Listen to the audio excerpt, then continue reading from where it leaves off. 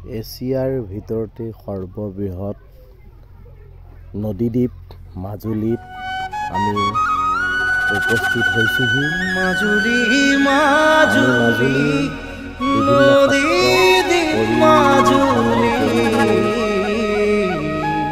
আগবাঢ়িছো।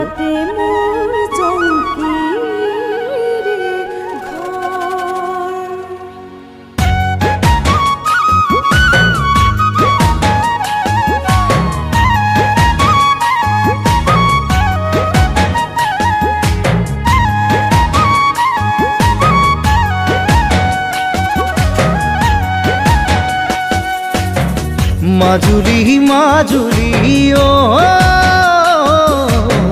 মোর ঘর নদী দ্বীপ মাজুলী বারিষা আহিলে ও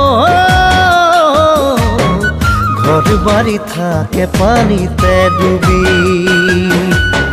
থাকিব পাৰিবানে মথাউৰি শিবিৰত ৰিলিফৰে চাউল রাঁধি বাড়ি খাবলে সেয়াই আমার মাজুলী